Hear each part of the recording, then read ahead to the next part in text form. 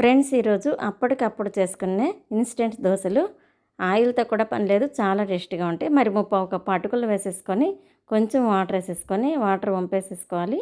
ఇప్పుడు దీనిలోకి ముప్పావు కప్పుకి 1 కప్పు సూజీ రవ్వ వేసుకోవాలి, అంటే ఉప్మా రవ్వ. కొంచెం టేస్ట్కి తగినట్టుగా సాల్ట్ వేసేసి 1 అరకప్పు పెరుగు వేసుకొని కొంచెం కొంచెం వాటర్ వేసేసుకొని బాగా చక్కగా మిక్స్ చేసేసుకోవాలి. ఇలా ఈ విధంగా మిక్స్ చేసుకోవాలి. కొంచెం కొంచెం వాటర్ వేసుకోండి, ఒకేసారి వాటర్ వేసేస్తే మొత్తం పెరుగంతా చక్కగా కలవదు. సో అందుకనేసి ఈ విధంగా కలుపుకోవాలి. ఇలా కలిపిన తర్వాత దీన్ని మూత పెట్టేసుకొని పక్కన పెట్టేసుకోవాలి. ఈలోపు చట్నీ కూడా రెడీ చేసేసుకొని కొంచెం తినే సోడాని 1 చిటిక వేసేసుకొని 1 అరచక్క నిమ్మకాయ వేసుకొని పిండేసుకోవాలి. విత్తనాలన్నీ తీసి పక్కన పెట్టేసుకోవాలి. ఇది లేనప్పుడు ఈనో ఉన్నా కూడా వేసుకోవచ్చు. బాగా ఫ్లఫీగా వస్తాయి దోశలు.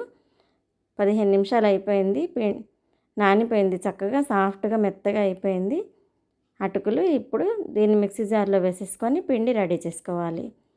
మెత్తగా బ్లెండ్ చేసుకోవాలి పిండి. చక్కగా మెత్తగా దోశల పిండిలాగా రెడీ అయిపోయిన తర్వాత మనం రెడీ చేసి పెట్టుకున్న తినే సోడాని ఇందులో వేసేసుకోవాలి.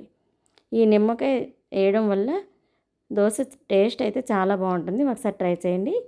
ఇప్పుడు బౌల్లోకి పిండి అంతా తీసేసుకొని ఇంకొకసారి వాటర్ చూసుకొని వేసుకోండి. పిండి బాగా ఇలా కలుపుకొని పెనం పెట్టేసుకొని స్టవ్ పైన హీట్ ఎక్కిన తర్వాత ఒకే 1 డ్రాప్ ఆయిల్ వేసేసుకొని టిష్యూతో తుడిచేసుకోవాలి. ఇప్పుడు పెనం బాగా హీట్ ఎక్కిన తర్వాతనే దోశ వేయాలి. హీట్ ఎక్కకుండా వేస్తే మాత్రం దోశ రాదు. ఇలా మంచిగా హీట్ ఎక్కిన తర్వాత చూసుకొని వేసుకోవాలి.